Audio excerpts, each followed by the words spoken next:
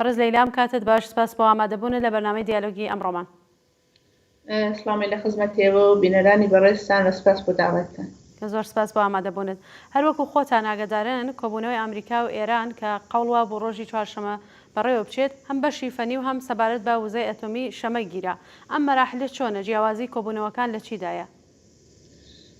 ئێمە گەر بەرنامەی ئەتۆمی ئێران بین تەقسیمبەندی کەین من پێم وایە لە سێ بەشە ئەتوانین شیکەین و دانێکی بەخشی حقوقیە، بەخشی سیاسیە و هەروە بەخشی تەکنیکی. دیارە ئەم سێ بەشە لەگەڵ یەکا تێکەڵن وانە بڵێن زۆر جیاوازن بەجوز بەشە تەکنیکیەکەی نەبێت کە مەراحلی تایبەتی خۆی هەیە بەڵێ لە نەهایەتە وەختی کە دێن تەسمیمەگرن لەسەرەوە بەرنامە چاو لە هەر سێ بەخشەکەکەن بە تایبەتی و بەخشی تەکنیکی و بەخشی حقوقیەکەی. منە گەرگێرەکەم بێ زۆر خۆراسە ئەرسانکەم تمشاکەن بەرنامەی ئەتۆمی ئێران دیارە ئێرادێکی سیاسی لە پشت بووە بۆ ئەوەی کە زۆرتر لە 12 ساڵ ئەم بەرنامە خۆ بۆ کۆمەلگای نێودوڵەتی ڕوونی یەکەم بەرنامە ئەساسەن بەرنامێکی سوبحانی زەیانە ئەنێ و ئێرادە سیاسی باعث بووە کە ئەم بەرنامە 12 ساڵ زۆرتر لە 12 ساڵ توول پێشەوە حتا مزاکراتی ئێران و نێوان ئێران و ئەو دەوڵەتانەی کە ینی گروپی پەنجی بەیزافە یەک توولی کێشاوە ئێرادێکی سیاسی لە پشتێت. بەڵام لەگەڵ ئەوە ئێمە بەخشێکی حقوقی ئەبینین. ئەو بەخشە حقوقیە دانێکی ئەگەڕێتەوە بۆ پەیوەندی نێوان ئێران و ئاژانسی بینالمللی ئەنرژی ئەتۆمی کە ئێران بە عنوانی عضوی و ئاژانسە خۆب قاعدەتەن سریە ملزومات و سریە تەکلیفی هەیە بە نسبەتی ئاژانسەشی ئەنجامی بە کە دیارە لە توولی ئەم چەند ساڵە ئەو گومانە لەسەر کۆماری ئیسلامی بووە کە کۆماری ئیسلامی ئەو تەکلیفانەی خۆی ئەنجام نەدا وەزایەتی خۆی ئەنجام نەدا. باسێکی زۆر لەسەرەوە هەیە کە کۆماری ئیسلامی خارج لە ئەو شتێکە وەکو ئەساسنامەی ئاژانسەی ناسین و وەکو ئێرتباتێکی بینی کۆماری ئیسلامی و ئاژانس خارج لەوە ئیقدامی کردووە بە تایبەتەوەی کە هاتە ئۆرانیۆمی غەنیسازی زۆر کردەوە ئەشتوانێ سوالی زۆر تایبەت ئیجاد کا لەسەر ماهیتی بەرنامەی هەستەی ئێران بە بەخشیەکی کە لە مەسئلەکە ئەگەڕێتەوە بۆ مەسائلی تەکنیکی کە مەزوو لە مەسائلی تەکنیکی مەسائلێکە کە ئاژانس باس لەسەر شانیەتی ئەوەی کە ئاژانس تبقی ئەو شتێکە پێی ئەڵێن بێسڵاح بەرنامی جامعی پادمانی ئەتوانێ بەرەساسی ئەو ڕێکەوتنامەی کە لەگەڵ کۆماری ئیسلامی هەیەی ئەتوانێت کارشناسانێ بازرسانێک بنێرێتە ناو ئێران ئەو مناتقەی کە بە نەزەری گرنگە دەبێت ئەتوانن ئەو مناتقە بازرسی بکەن بە سوورەتی کامڵن تکنیکی تەخەسوسی کەسانێکە لەو حوزە هەن. ئێمە حتا مەسەن وەختێکە دین بەڕۆسیەکەین زۆر کات پێشاتە زۆرتر لە 160 نەفەر لە بازرسانی ئاژانس هاتوونەتە ناو ئێران کە بن بە سوورەتی تەخەسوسی تکنیکی بەڕۆسی کەن کە فەرزەن ئایا مەراکزی هەستەی ئێران زۆر بووە، ئایا بەرنامەی ئەتۆم ئەو بێستڵاح ئەو غەنیبوونی غەنی سازی ئۆرانیومیان بردووەتە سەرەوە چەندێک لەباری تکنیکی ئێران ئەتوانێ ئیمکانی دەستڕسی بە بێسڵاح بە ئۆرانیۆمێک بێت کە ئۆرانیۆمە خۆی تەبدیل یەکێک لە موادی ئەسڵی دەستڕسی ئێران بە تەسلیحاتی ئەتۆمی بیانی بەسێکی زۆر تەخەسوسی تکنیکی فەنیجا من پێ خۆش لێرە ئاماژە بەوە کەم کە ئەم سێدانە لێرە گرنگە بنیانی هەم بەخشی تکنیکیەکە هەم بەخشی حقوقیەکە هەم بەخشی سیاسیەکە کە وەختێک ئاژانس ئێعلامەکە ئەڵێ ئێران لە یەکێک لە مەراکزی بێسڵاح غەنیسازی لە مەعادنی ئۆرانیۆمی لە مەراکزی تحقیقاتی چون چەندین بەخشی هەیە لە یەکێک لەوانە یا لە چەندانە لەوانە ئێمە گومانەمان هەیە کە کۆماری ئیسلامی خەریکە خارج لەو زەوابەتێک کە لەگەڵ ئاژانسەیەتی ئەمەڵە کاتوە خارج لەوە گەرەکێتی دەسۆسی پێیاکە بۆ ساختی بۆ دروستکردنی بێسڵاح وزەی ئەتۆم یا باشترە بڵێم تەسلیحاتی ئەتۆمی لێرەیە کە ئەو نەتیجەیەکە بازڕۆسەکان ئەیەن بە دەبیری کولی ئاژانس ئەو نەتیجە ئەچێتە شۆرای حکام. یعنی ئەوان گزارشێک تهیاکەن ئەم گزارشانش چەند نوعن. ئێمە گزارشێکی فەصلی ئەبینین، گزارشێکی دوودانە ئەبینین لە ساڵ کە پێڵێن گزارشی 6 مانگە ینی 6 مانگ دەبیری کول ئەشێ گزارشێک ئێرە ئەبا 6 مانگی دووەم دووبارە ئەشێ گزارشێک ئێرە ئەبا لە تووری ساڵشە 4 دانە گزارشەشە ئێرە ئەبە کە پێڵێن بڵین گزارشی فەصلی بەڵام ئەوەی کە بەناوی گزارشی جامعەی ناسین گزارشێکی زۆر تایبەتە کە تا بە ئیمڕۆ دوو دەفعە ئاژانس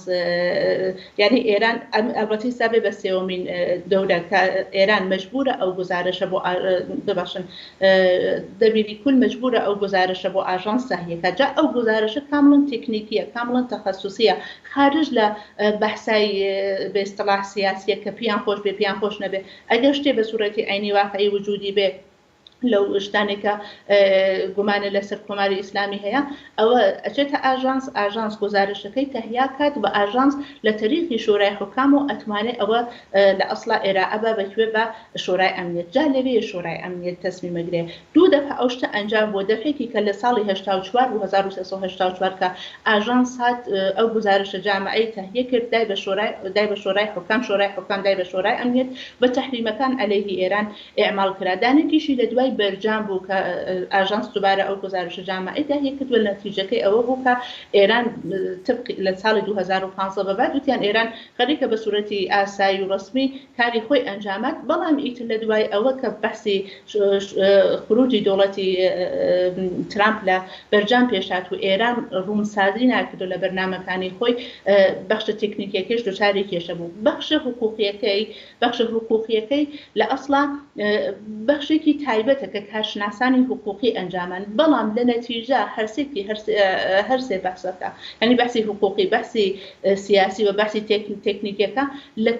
کولیەتی یەکترینە تێکەڵە بن بە نەتیجەکەی درێتەوە بۆ ئاژانس کە ئەتوانێت لە ئایندەی ئێران لە رابطەی ئێران و ئاژانس و رابطەی ئێران و شورای ئەمنیەتە تایبەتمەندی بێت و گرنگێکی زۆری بێت. بەڵێ بەڕێز لەیلا کەوابوو دەوری نەتەوە یەکگرتووەکان چی لێ دێت؟ نەتەوە یەکگرتووەکان هەل لە سەرەتای ئەو بێسڵاح مزاکراتە گرنگ بوون ئێمە ئەگەر جێگایەک وەکو مەسەلەن سازمانی ملل لە نەزەر بگرین سازمانی ملل چون یەکێک لە ڕوکنە ئەسڵیەکانی شورای ئەمنیەت ئەسڵ بازووی ئیجرایی سازمانی ملل خودی شورای ئەمنیەتە و ئەو تەحریمانش کە اتفاقەکەوێ بە وسیلەی شورای ئەمنیەتەوە و پەنج کشوەرەی کە عضوی حەقی بێتۆ هەنیانی دەوڵەتی ئەمریکا رووسیا چین فەڕەنسا و ئەم پەنج کشوەرە کە ئەو حەقیان هەیە خۆ ئەتوانن لە جێگای خۆی بەرەساسی ئەساسنامە لە چی ئیسفادەکەن لە حەقی بێتۆ ئیسفادەکەن کە خۆ تابەیسش پێشاتە ئەو تەحریمانەی کە عەلەیهی کۆماری ئیسلامی سادر بووە لە تەرەفی ئەوان بوو لە تەرەفێکی کێش و ئێمە وڵاتای وەکو ئیتحادی ئوروپا بینین لەم دەورە بە پێچەوانەی دەورەی پێشوو کە ئیتحادی ئوروپا ڕۆڵێکی زۆر گرنگی بوو لە مزاکرات ئێمە مەسەن لە ئەوڵۆ جەک ستراومان بینی نەمایەندەی بریتانیا ئینگلستان کە لەگەڵ ئێران ئاواردی مزاکرە بوو ساڵی 2002 2003 بۆ ئەگەر ئیشتوانەکەم دوای ئێمە دەوڵەتی فەڕەنسەمان بینی ئاڵمانمان بینی کە ئەمانە هاترە ناو مەیدانی مزاکرات و دوایە نەمایەندەکانی دوایە دەوڵەت‌های رووسیە و چین هاتن ئەمریکا ئیزافە بوو و حتا نەمایەندەی خودی ئاژانسی بینالمەلەلی ئێنێرژی ئەتۆمیش وەکو بێسڵاح نەمایەندێکی نازر ئەویش حضوری بوو لەو دەورە حضوری وڵاتای ئوروپایی زۆر بوو بەڵام ئائیستا بەواتای ئەوەی بۆ دلیلێکە دەوڵەتی ترامپ گەرەکێتی ئەو مزاکراتە خۆی یەکتەرەفە یەکلایە نەبی بابە ئیتفاقە نەوێش کێشەی لە نێوان ترامپ و بێسڵاح ئاژانسی بینالمەلەلی ئێنێرژی ئەتۆمی دروست کردە بە خاطری ئەوەی کە ئاژانس ئەساسن و ماهیەتەن وەزیفەی ئەوەی هەیە کە لەباری حقوقی و بچێتە ناو بێسڵاح بێتە ئێران و ئەو مراکزی هەستەیە بەڕۆسیکە هەرچەند قەرارە هەم لەم یەکی دوو ڕۆژەش تا جێگای کە من ئێتلاعم هەیە واردی ئێران بن بەڵام مەسئلەی ئەسڵی ئەوەیە کە نظری ئاژانس زۆر گرینگە لێرە دەوڵەتی ئامریکا دەوڵەتی ترامپ یا هەر بازرۆسێک یا بازرۆسانێک انتخابیان نکات بۆ ئەوەی کە واردی ئێران بن قاعدەتەن ئەبێ لەگەڵ ئاژانسی بینالمەلەلی ئێنێرژی ئەتۆمی هاوکار بن هاوگان بن لە تەکمیلی بەرنامەی ئەوان بن ناتوانن جیاواز لەوان بەرنامە جیاواز لەوان تەسمیمێک بگرن قەراردادێک منعقدکەن کە قەراردادەکە بە سوودی کۆماری ئیسلامی و ئامریکا بێ بەڵام دش بە نەتەوە یەکگرتووەکان بێ دش بە کۆمەلگای جەهانی بێ دش بە مەسەلەن ئیتحادی ئوروپا بێ بۆیە لەم دەورە زۆر گرینگە کە ئەو وڵاتانە لە نەتەوە یەکگرتووەکان چ خودی ئیتحادی ئوروپا چ نەهادهای بینالمەلەلی چ ئەو وڵاتانەی کە هەر کامیکیان لە نەتەوە بە عنوانی بەخشێک لە نەتەوە یەکگرتووەکان هەن ئەتوانن ڕۆڵێکی گرنگیان بێ بە شەرتیەوەی کە ئەگەر بقولی معروف بر ئەساسی ئەو قەراردادانە ئەو ڕێکەوتنامانە حرەکەتکەن کە نەتەوە یەکگرتووەکان خۆشی منعقدی کردەوە بەرحاڵ شتێکی گرنگە وەکو مەسئلەیەکی حقوقی. بەڵێ پێتاوانیە ئێران خەریکە کات ئەکڕێ بۆەوەی کە درێژە بە بەرنامەی ئەتۆمی بدات؟ مەسئلەی گرنگ ئەوەیە کە کۆماری ئیسلامی خۆ لە ساڵی 2002 کە ئەم بەرنامەی ئەتۆمی ئێران لەو ڕۆی چ پێش لەوە کە خۆ ئێمە زانین لە دەورەی پەهلەویم پێم خۆشەگەر فرسەت بێت زۆر کۆتا ئشارەی بۆ بەحسەکەم لە جواری ئەم سوالە بەمەوە تمشارکەن لە دەورەی پەهلەویا بوو کە بەرنامەی ئەتۆمی ئێران دروست کرا هاتن مەراکزی بێسەڵاح تحقیقاتی و شتێکی ئاوایان لە ئێرانە لە چەند جێگای ئێران دروست کرد دەوڵەتایەک وەکو شۆرەوی وەکو چین وەکو فەڕەنسا ئەمانە لەگەڵ ئێرانە هاوکاریان بوو دوایەوە کە ئینقلابکرا لە ئەوڵ وتیان نەبوو بەرنامە زاهرن کارێکیان نەبوو بۆ بەرنامە دوایە کە شەڕکەوا بوو لە ساڵی 2000 بەرنامەی ئەتۆمی ئێران بێسەڵاح لەو ڕۆی ئەوەی کە ئێستا کێ لەوەیدا ئایا سازمانی مجاهدین بوون ئایا دەوڵەتای بەخشای ئەمنیەتی دەوڵەتایی غەربی بۆ خۆیان ڕۆژاوایی ئاگایان لەو شتە بوو بە هەر حاڵ ساڵی 2000 بەرنامەکە کەمکەم خەریکەبوونە بێت و ساڵی 2002 بە سوورەتی ڕاستمیێژنە و بەرنامە ئێران بە شوێن بەرنامێکی ئەتۆمیە کە ئەم بەرنامە ئەتۆمیە لە ئەسڵا بەرنامێکی ئەتۆمی سڵحامیزنی ئەتوانێت بەرخەلافی ئەو کۆنڤانسیۆنانە بێت کە ئێران لەگەڵیانە بۆ یا ئێران وەکو بەخشێک لە نەتەوە یەکگرتووەکان لەشێ ئیجرایکە خۆب ئەوە باعث بوو کە کۆماری ئیسلامی ینی خەتەری ئیدۆلۆژیکی کۆماری ئیسلامی و ئەو خەتەرە بێسڵا ئەو خەتەرە ئەمنیەتیشی لەگەڵا تێکەڵ بێ و هەم لە ناو منتەقەی ڕۆژهەڵاتی ناوڕاست و هەم لە منتەقەی بێسڵا سەسی جەهانیە خەتەری ئێرانی هەستەی بوو بە مەترسیەکی جەهانی بەتایبەت لەلایەن دەوڵەتێک وەکو ئیسرائیل کە ئێران بەرهەیبار دەوڵەتی ئیسرائیلی تهدید کردووە و خۆ دیارە لە توولی ئەو مدەتانە لە ساڵی 2002 تا ئیستا تا ساڵی 2025 ئەگەر ئێمە چاوێک لەو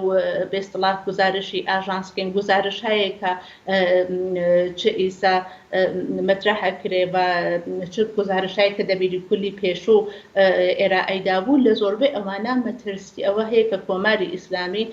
ئیمکانی ئەوەی هەیە کە دەسەڵاتی بە تەسلیحاتی ئەتۆمی پێیاکە ئەگەر چاوێک شتەوەکەین کە کۆماری ئیسلامی زمانێک لەگەڵ شەبەکەی بێسڵا ئەتۆمی عەبدولقەدیر خان کە وەکو باوکی ئەتۆمی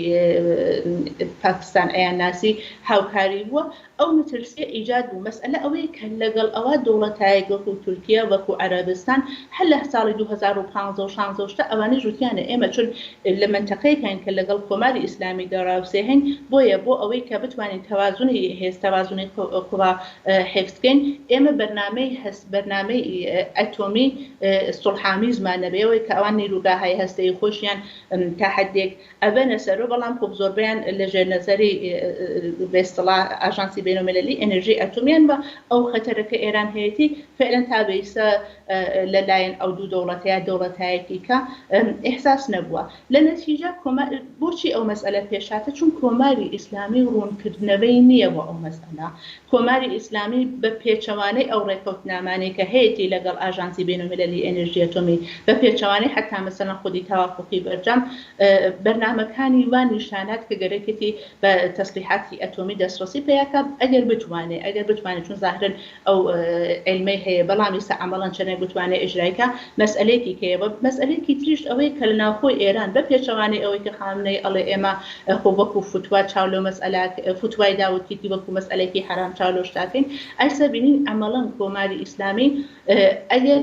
ئەو شرایط و توانایی بێ ئیمکانی هەیە هەر بەڕاستی بە سەمتی هەستەی بوون پێش بڕوا هەروەکە لە چەندین مەقطع بینیمان کە لەو کەسانی کە لە خودی نظامە هەنەوانی کە دەسەڵاتدار لە نظام ئشاریان کردە ئاماژەیان کردە کە ئەگەر لازم بێ مۆکاراتی بە مەسئلەیەکی کە بەحسی قابلیەتی موشکەکانی کۆماری ئیسلامیە موشکانی کە موشکی دووربرد هەن و بەخشێکیان حتا منتها ئەو جێگا کە خێنەوە حتا توانایی حملی کولاهەکای هەستەیان هەیە ئەوە ئەتوانێت زۆر مەسئلەیەکی خەتەرناک بێت بۆیە من پێم وایە ئالەم مذاکراتێک کە پێشتەی هەرچەند کۆماری ئیسلامی ئەڵێ ئێمە مەسئلەی موشکەکان وەکو هێڵی سوور ئەبینین بەڵام احتمالی هەیە کە لەسەر ئەوەی شەر قسە بکەن و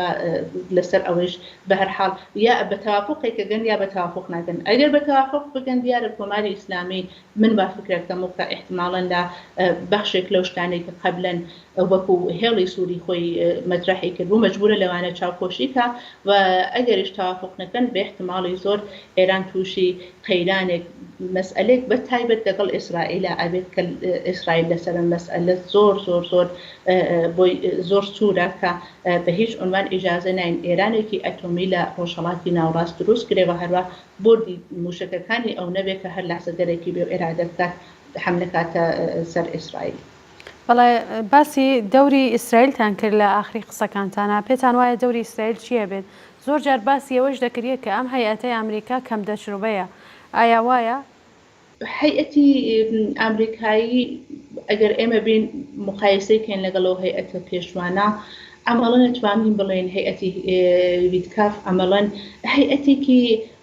بۆ مەعنا سیاست مەدار و دەوڵەت مرد نین کە بێن تەواوی جەمبەکان لە نەزەر بگرن بە مەسئلەکە هەلکەن بەتایبەت کە بۆیان گرنگە لەو زەربول ئەجەلەی کە ترامپ تەرحی کردا ئەوان کێشەکە هەلکەن کێشەیەکە 12 ساڵ لەگەڵ چەندین لایەن ئێران بوو ئەو گروپی پەنجی بێزافەیەکە بوو وە خودی بێسڵاح ئاژانس بوو خودی شۆرای ئەمنیەت لە کولیەتیا بوو خب ئەوە 12 ساڵ تولی کێشاتە هەل بێت خب ئایا ئەتوانە شتێکە لە 12 ساڵ تولی کێشا تازە نەتیجەکەشی بوو بە بەرجامێک کە ئەمەڵەن ئەسەرێکی نییە ئایا توانن لە تولی دوومان کەیسە کەمتر لە دوومانگیش فرسەتمات هەلیکەن بەتایبەت کە ئێران لەگەڵ مەسئلەی مەکانیزمی ماشەش ڕوبەڕوە بە ئەگەر ئەوە ئیتفاقکەوێ من پێم وایە تەواوی تەحریمەکانە گەڕێتەوە لەسەر کۆماری ئیسلامی ئیجراکرێت لەو بینە ڕۆلی ئیسرائیل زۆر زۆر گرنگە وەکو دەوڵەتێکە